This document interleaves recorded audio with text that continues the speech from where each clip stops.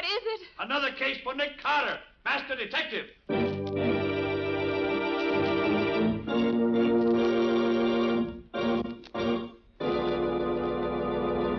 Yes, it's another case for that most famous of all manhunters, the detective whose ability at solving crime is unequaled in the history of detective fiction, Nick Carter, Master Detective.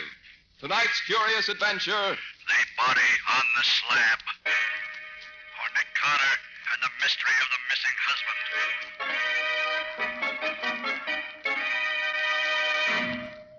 But, Mrs. Wallace, people disappear every day in a big city like this. Such things are really no concern of mine. They're a matter for the police. But, Mr. Carter, it isn't just anybody who's disappeared. It's my husband. I'll pay you anything to find him. Well, I suppose it can do no harm to listen to the story. All right, Mr. Burnett. Where was the last place you saw him? In a sort of saloon gambling house on West Street, down by the waterfront. A two-story house. Very run down. Wait a minute, Burnett. That wouldn't be the place that's run by a one-legged soldier they call Bill. Oh, so you know it, do you? Certainly do. By reputation, at least.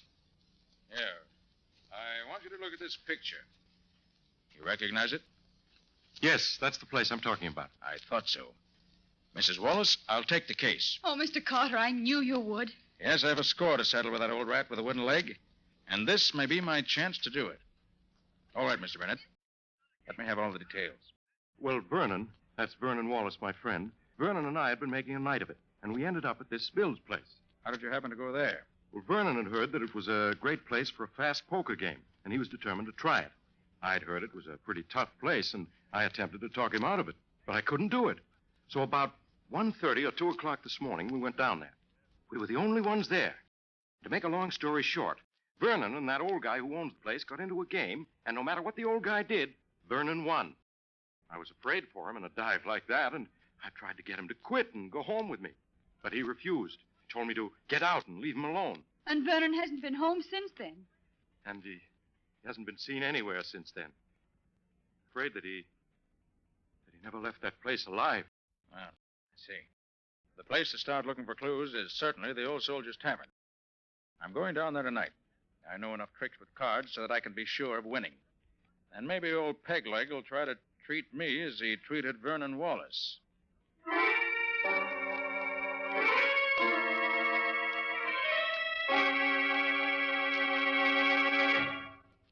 Well, stranger, I gotta admit I'm licked. You broke the bank. Yes, luck's been with me ever since I sat down here. Well, it's getting late. I've got to be getting home. How about a drink before you go, stranger? You'll not refuse me that. Why, no. I'll have a drink with you. But only one. Sure. One'll be okay. Hey, Mike, 2 beers and make it snappy. Yeah, coming up. You won all my money tonight, stranger, but I don't harbor no ill feelings. Nice of you. You won fair and square, and that's all there is to it. Here's your beer. Here you are, stranger. Drink hearty. Excuse me, stranger. I'll be back before you can shake a stick. Well, that's all right. I'll enjoy my drink while you're gone.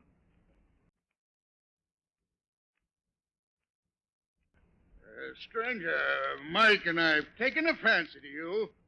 We don't want no harm to come to you.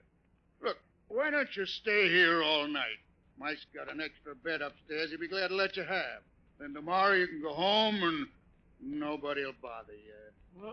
Well, if you let me pay for the use of the room and bed, I believe I will stay. Good, you're a smart man, but we couldn't take no money for doing you a favor. Here, Mike, show the gentleman his room. Yeah, sure. Will you follow me, mister? Sure. Go ahead. I want to get to bed. I'm tired all of a sudden. Give me your arm, mister. No. I'm all right. I don't need any help. Well, I'll come along just to be sociable. I don't want to be sociable. I just want to go to sleep. Well, here's your room, mister. I'll leave a candle on the table for you. Okay. Thanks very much. Good night. There you are, stranger. Sleep tight. Yeah. We'll see you later. Yeah, we'll see you later. Yeah, I'll see you later. Good night. I gotta go to sleep. I'm awful tired.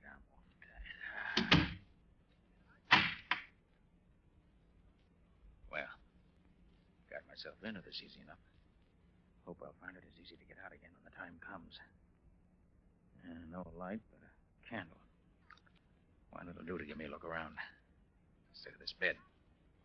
It doesn't look too comfortable. But. Oh. Blood. Let's see. The man were lying on this bed. That blood is just about where a dagger would go through his heart. If the man were drunk enough or had been drugged, he'd never know what hit him. Well, let's look a little around here.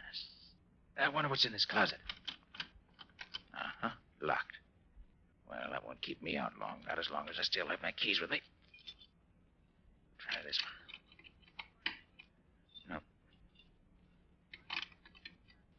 This one does it.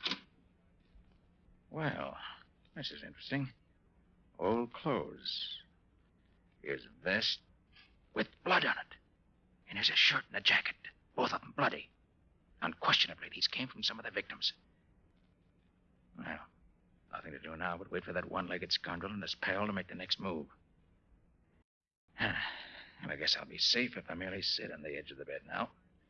Oh, yes, I won't need this candle anymore either. Now to wait for them. Oh, there they come.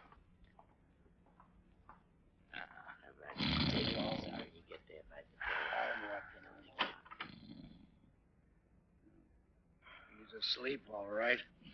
I can hear him snoring. Well, with the slug I put in his big, it'd have to be either sleeping or dead. All right. Easy does it. Is he still asleep? Yeah. You hold this light while I... Get your hands up, both of you. Well, I'll be... And drop that knife you got in your hand, Bill. How can you be awake when we... Really very simple, Bill. Keep those hands up. I just poured that drink you gave me on the floor instead of down my throat. What are you going to do with us? I'm going to turn you over to the police. The evidence of the bloody clothes in the closet and what other evidence they'll undoubtedly find when they search this place, you both should have an interesting time of it. Why don't you kill us now and be done with it? Because I want some information first. Why should we tell you anything? Because if you do, I shall probably be able to get your sentence reduced somewhat. If you don't... I got you. What do you want to know? Last night, a young man won all your money. He hasn't been seen since. You mean that fellow with the little mustache? I do. You murder him the way you tried to murder me? I didn't do nothing with him. Maybe I wanted to, but I didn't. Isn't it a fact that this chap's friend tried to get him to leave you and go home? Yeah? And when he wouldn't go, the friend finally went off without him? No, that's a lie. They left here together. What? You trying to tell me one of them didn't leave before the other? No, they went out together. You know where they went? How should I know? There was a taxi waiting right outside the door here. Seemed to be waiting for them to come out. Then the guy with the money gets inside, and his friend sits in front with the driver. Oh. Friend sat in front of the driver, huh? But you know that cab if you saw it again. Sure, it had a big dent in the back of the body. Painted with red lead. I've seen them around this part of the city before. I see. Well, Bill, as soon as I can turn you and your pal over to the law, I'll have Penny find that taxi with the dent in the back. Trail seems to lead direct to him.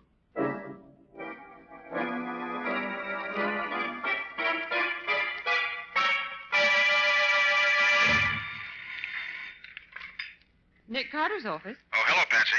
Is Penny there yet? Penny? Who's Penny? Oh, I forgot, Patsy. You were away yesterday when all this happened. Scubby got a rush assignment to cover the Balkan campaign for his paper and had to leave in a boat till it sailed last night. Scubby gone without saying goodbye to me? Well, he couldn't, Patsy. You weren't here. He asked me to do it for him. Oh, Nick, I'm going to miss Scubby. Of course, Patsy, we'll both miss him. But while he's away, I'm having Penny Eagles work on my cases with me in Scubby's place. Who's this Penny Eagles? I never heard of him. Oh, he's an old friend of mine. Very clever fellow. When he was younger, he was an expert forger. How did you happen to get mixed up with him? Well, he was accused of a murder he had nothing to do with, and he had me get him clear. Then he got interested in law enforcement, turned over a new leaf, and has gone straight ever since. You'll like him, Patsy. I hope so. Well, she'll be any minute now. As soon as he shows up, have him call me at Shermore 31222. Shermore 31222. Right. I'll wait here for his call.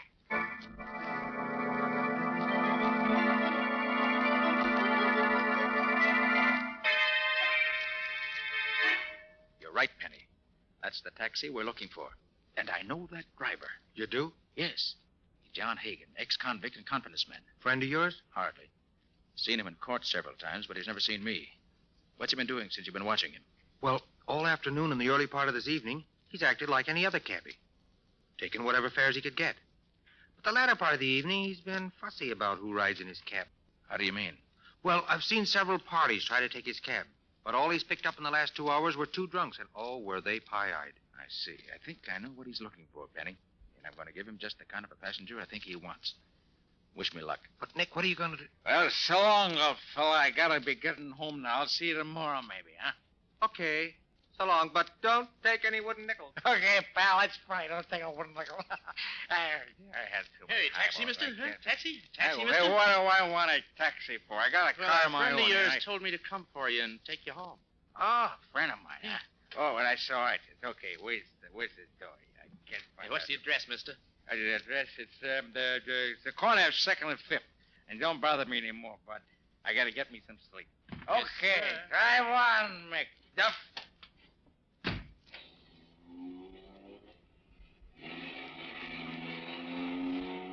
And now where? I'll wager it won't be towards 2nd and 5th. Wait a minute. What's that smell? Perfume? I know. That's ether. So that's the stunt. Picks up drunks who are too far gone to know what's happening, then doses them with just enough ether to put them soundly asleep. Well, it won't happen to me. If I open one of these windows a little bit, that'll keep the air clear. There. Now, Mr. Hagen, the next move is up to you.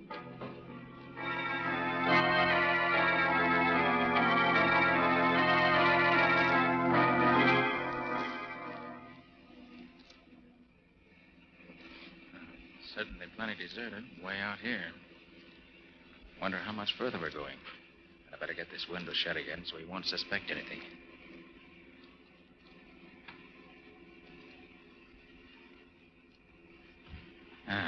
So we're near the end of our journey, huh? Very well, Mr. Hagen. I'm ready for you.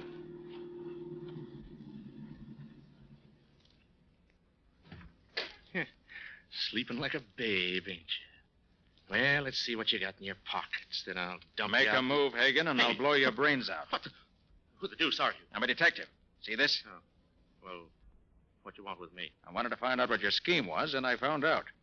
Now I want you to tell me about the man you picked up at Peg Leg Bill's Tavern down on West Street last night about 3 o'clock. I don't know nothing about it. Oh, no?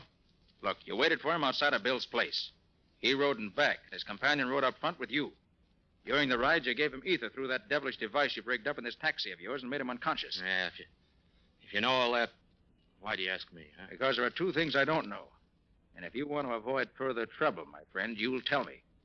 Now, first, who was the man who rode up front with you? I don't know. No? No. Well, I've done a few odd jobs for him in the past, but I don't know his name. They call him the captain. He made a deal with me early last night to be outside of Bill's place about 2:30 this morning. Can you describe him? He's sort of an ordinary guy. About my size, maybe. Well, he's kind of good looking if he didn't have a hunk out of one ear. Burnett. Now, what did you do with the man who was in the back? After I quieted him, we took him to a friend of the captain's, other side of town. What was the address to which you took the body? Hey, there wasn't no body. He was just as alive as you or me. Now, we took him to 14 Wanton Place. Left him. All right. Get back in your cab and drive me to 2nd and 5th. Then I'm through with you, unless you've lied to me. If you have, keep out of my way, or you'll go to jail for life.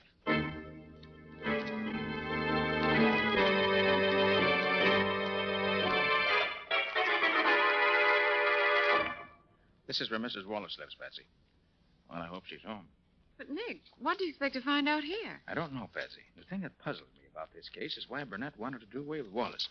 The bell, will you? Mm-hmm. It wasn't the money that Wallace won that tempted Burnett, as he could have taken that while Wallace was unconscious. No, there's a stronger reason. And you hope Mrs. Wallace can throw some light on it. I hope so, Patsy. If she can only help me that way. Oh, hello, Mr. Carter. Won't you come in? Thank you, Mrs. Wallace. May I present my assistant, Patsy Bowen? How do you do, Miss Hello, Bowen? Mrs. Wallace.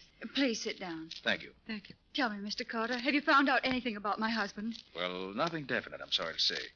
We have learned, though, that he fell into bad hands, but we don't know what happened to him after that. Arthur assured me you'd find out the truth if anyone could. Arthur? Oh, you mean Mr. Burnett? Yes.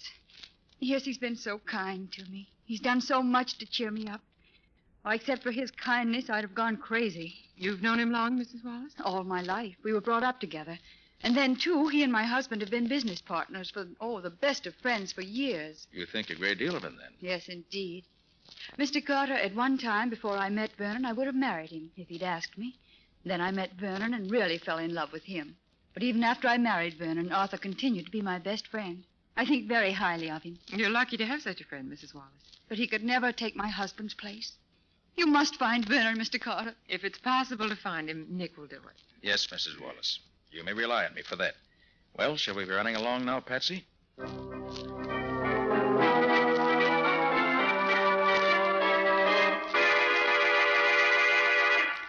Where did you say you're calling from, Penny? I'm at a pay station near the house where Hagen left Wallace that night. It's owned by a queer old character they call the Weasel. He works in a crematory about a mile down the road. I see. Well, Hagen's story seems to be straight enough. A couple of guys in a saloon near here says they saw the Weasel and another guy carrying a man-sized bundle into the Weasel's place about daybreak a couple of mornings ago. And it hasn't come out again, as far as I can find out. Well, did you learn anything about the firm of Wallace and Burnett? Yeah, I picked up a lot of rumors, Nick, but not many facts. Here's how it goes. Burnett ruins the firm and throws the blame on Wallace. And those who know don't think that Burnett lost much money when the firm failed, but Wallace did. So I was right. What else? Well, Burnett was the one who started Wallace gambling and drinking. Wallace is a nice guy, but he seems to be the weak sister. But nobody seems to know what Burnett's got against him. Well, by putting together what Mrs. Wallace told us and what you've learned, Penny, I think I begin to see the answer. I think that... Hold it, Nick. The guy who looks like Burnett is going into the Weasel's place. Good. Don't let him get away from you, Penny. I'll meet you there as soon as I can.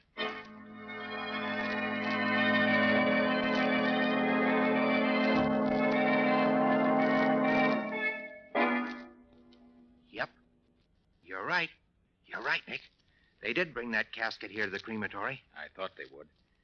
But I wish I could get closer and see what they did with it after they carried it inside. Look, Nick. That window over there is open a little. Huh? Maybe we could hear something from there. Good idea, Penny. Come on. But quiet. Yeah. But, Weasel, are you sure they won't be suspicious? Not a chance, Captain. That's why we're doing this tonight. The owners of the crematory are going to make a test of a new heating fixture tomorrow morning. And they told me to have the ovens hot by 10 o'clock. I'm just getting them hot a little ahead of time. What do you use when you make a test like that? Well, they sent me the body of a dead calf. It's over there in the closet. Yeah, but the test we're going to make tonight will be even better, eh, Captain? Yes. How does this thing work? Oh, simple. The body's laid here on this slab and strapped down the way you saw me fix this fella. In the next room, there's a lever attached to the slab. When the lever's pulled, the slab slides into the oven. The door closes behind it, and the destruction of the body begins. Do we have to watch it burn? You can't see the slab nor the ovens from the room where the lever is. How long does it take to reduce the body to ashes? 6 or 8 hours. It'll be all over by daylight. Even if the body isn't... You mean even if the body ain't dead yet? Yes, that's what I mean. And Wallace is still alive. Well, it's a little unusual to cremate a live body, but it works just the same. You'll never know what happened. It'll be all over in an instant. Well, we got nothing more to do here. Might as well go in the next room and wait for the ovens to get hot enough. Then you can pull the lever and slide the body. You mean I have to pull the lever that sends him into... Sure. He's your friend, ain't he? Come on, Penny. There's no time to waste. We have to work fast.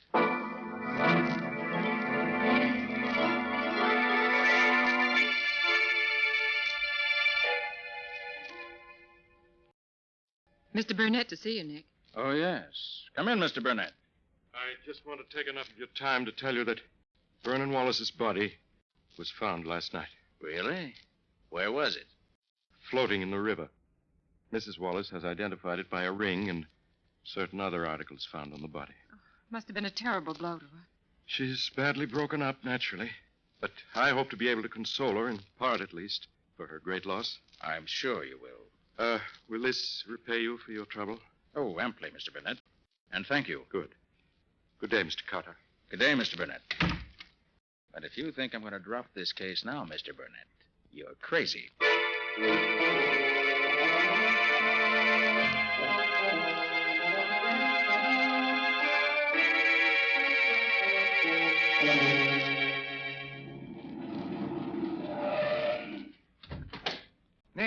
Here I am, over here. I got here as soon as I could after I got your call, Penny. Brought my new helper, too, as you see. Yeah, so I see. Hi there, helper. Hello, Penny. I hope I'm going to be able to help you and Nick. You'll do all right on this case. Now, what's the dope, Penny? Well, a couple of hours ago, a taxi pulls up in front of Mrs. Wallace's house. Mhm. The driver goes into the house. About 15 minutes later, he comes out again with Mrs. Wallace and her maid. They get in the cab, drive away. With you after him, of course. That's right. Well, they drive around and finally end up way out here. There must have been a couple of guys in the cab when the women got in, because when they got out there, they were both gagged and their hands were tied behind them. Well, they took them in the old house.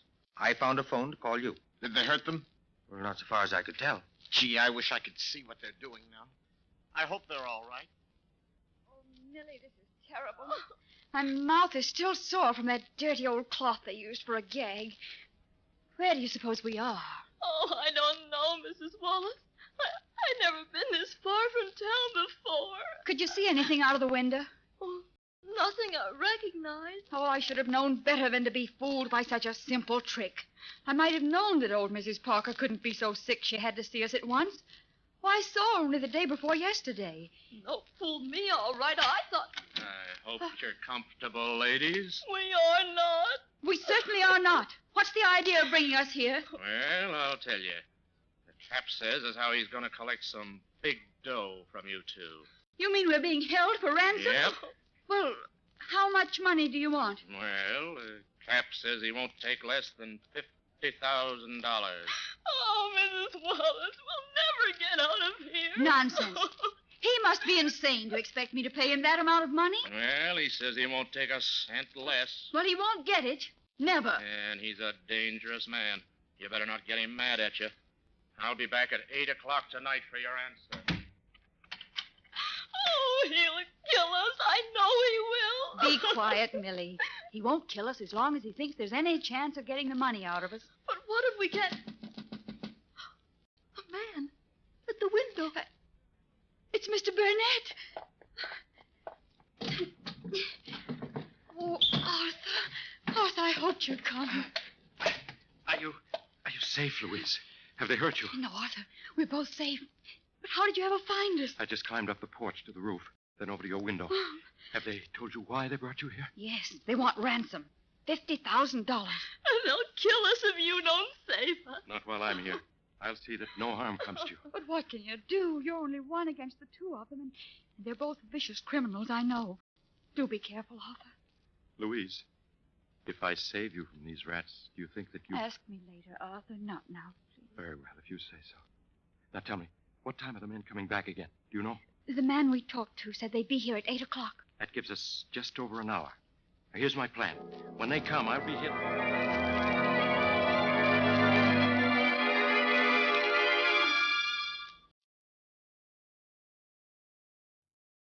Now, you each know what you're supposed to do, don't you? Sure, Nicky, sure.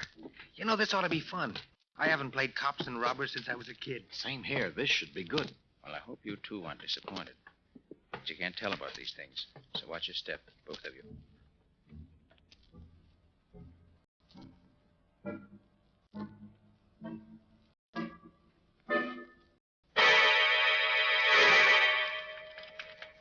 Here they are. Leave everything to me. Well, you made up your mind to pay the ransom the cap wants? We'll pay you nothing.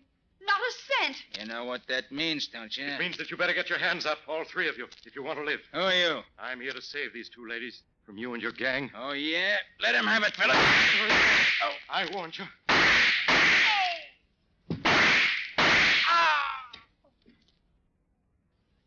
Arthur, you've killed them all. It's their own fault. I warned them. Oh, you were wonderful, Arthur. Arthur, are you hurt? No, Louise, dear. Fortune was with me. I'm not even scratched. Oh, Mr. Burnett, I never in my whole life saw anyone so brave as you. Any man would be brave when defending the woman he loves. Please, Arthur, you promised. I'm sorry. I'll take you home now. Just let me drag these bodies out of the way, and I'll... Not yet, you won't. Wait, you can't. What's the matter with you men? What's the idea? Shut up, you. Arthur, are you hurt? Mrs. Wallace, the time has come to explain a great many things. First, let me remove this beard. There. You recognize me now, don't you? Mr. Carter. Nick Carter. Mr. Carter, what are you doing to Arthur? Mr. Burnett. I'll answer that later. First, I want you to meet my assistant, Penny Eagles. Your assistant? Sure. How are you? The other man is an old friend of yours, Mrs. Wallace. An old friend of mine? Mm-hmm. Why, I'm sure I don't Well, perhaps know. if you took off his makeup, you might recognize him. There. Do you know me now? Vernon. Oh, Vernon. Louise, my darling. But, Vernon, Arthur told me that you... That I was dead?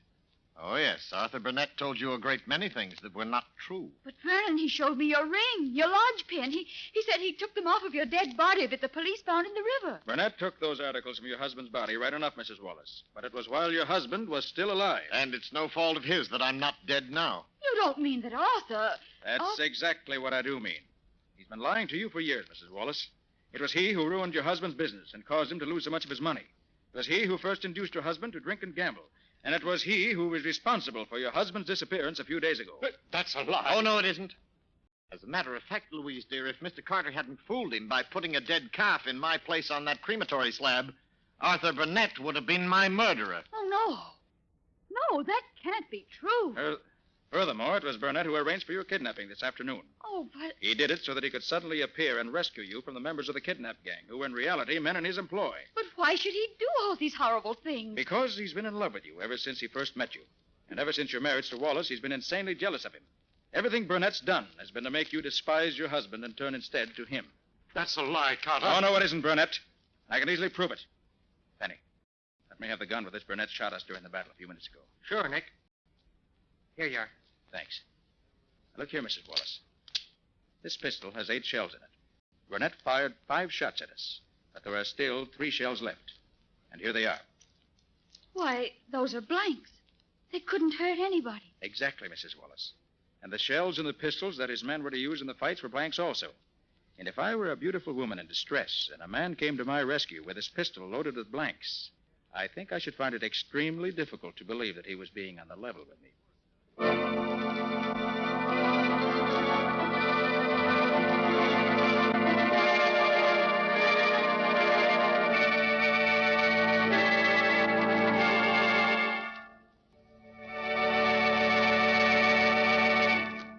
That was another strange experience of Nick Carter, Master Detective, called The Body on the Slab, or Nick Carter and the Mystery of the Missing Husband.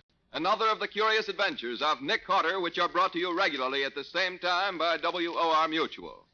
And now, Nick, how about a few hints on next week's story? It's a story of a body which was washed up on the beach, tied up in a sack. And the only identifying mark on the body was one of Nick's cards. I had to solve that murder to prove I didn't do it myself.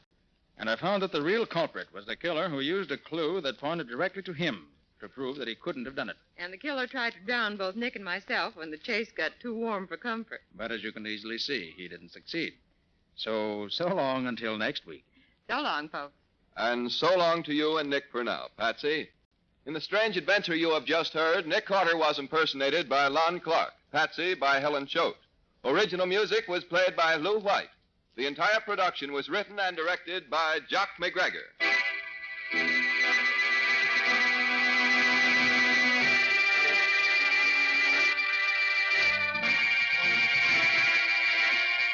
Next week at the same time, listen to another curious adventure of Nick Carter entitled The Drug Ring Murder. Or Nick Carter and the Mystery of the Left-Handed Killer.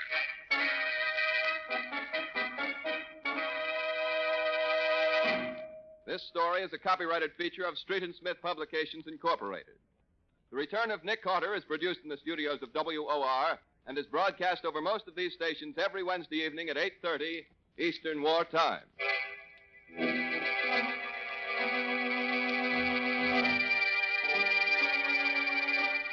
This is Mutual.